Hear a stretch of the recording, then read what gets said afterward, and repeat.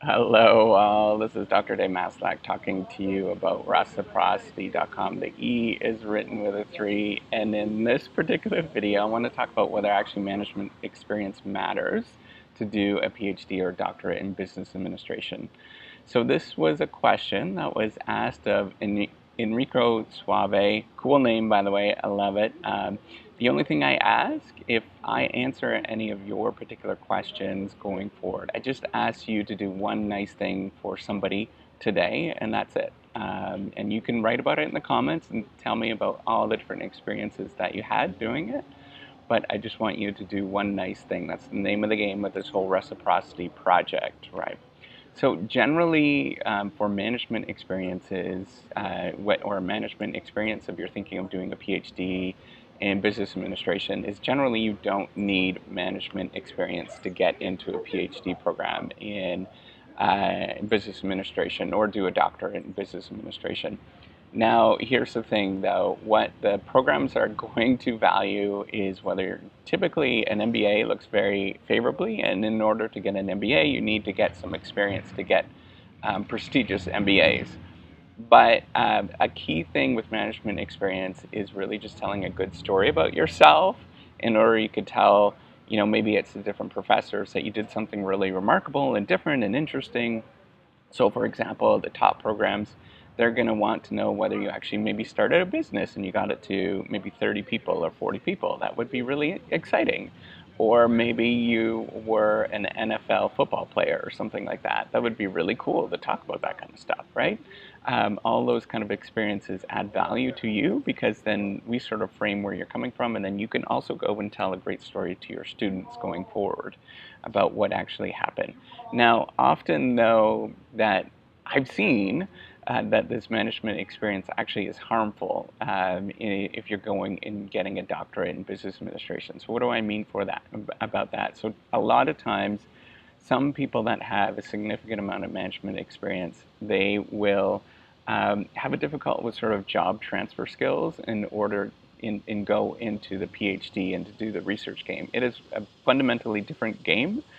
To get into research, you're much more analytical. So if you're used to sort of the analytical kind of, an analytical career, maybe you're currently working at Google, for example, and you're doing some analytical work and you're thinking of going and getting a doctorate. Well, that would work really well in terms of a transition of skills. But if you're kind of more of the person that's more in sales, for example, and you're communicating a lot, it can work very well, but you also have to know that you're going to be very grounded, and there's a lot of sort of there's not a lot of personal interaction. So the job is a lot different going forward when you get a PhD or you become a professor.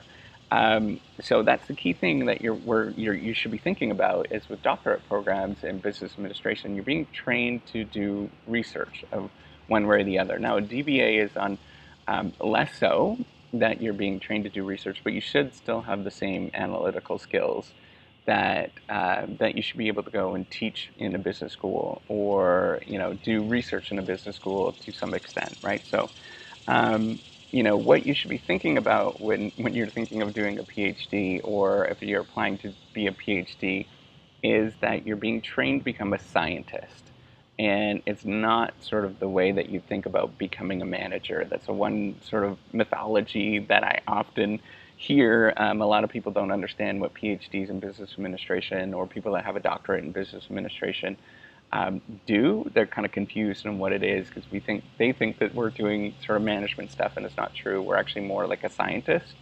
And so if you actually have technical skills and you're trained in a technical field, or you just are trained in one of the core fields academically, right, and you're very academic, right, so you're trained in mathematics, maybe you have a BA in English and you're an amazing writer and you do lots of analytical work, sort of you can go through large amounts of written material and make sense of it and put it all together, and you're great at doing that kind of stuff.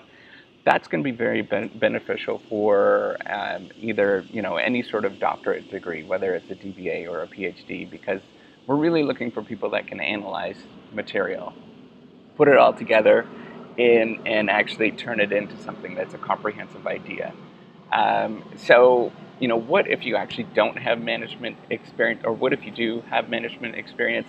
It it can be an asset, but you have to really sell it in a way that it makes you look favorable, right? So you have to sort of tell the right story such that you look favorable and that you're really interested in doing research because you saw this particular problem when you were a manager and you couldn't quite understand what was going on. You want to sort of solve that particular problem going forward. That's a really nice way to sort of frame that management experience going forward. And then a lot of people actually do that, and then they spend their career, 25 years, 30 years, whatever it is, trying to solve that one particular problem that they saw in their in their career, right? That this was actually a curious thing. They try to figure out what it is. I have one colleague that is interested in this one particular phenomenon because that's what they experienced early on in their career, and a lot of us are like that. So it's not unusual in any sort of way. So that's it. Hopefully you enjoyed this particular video. Give me a thumbs up if you did. And Enrico, make sure that you go and do something nice today. All right. Take care and have a wonderful day. Bye.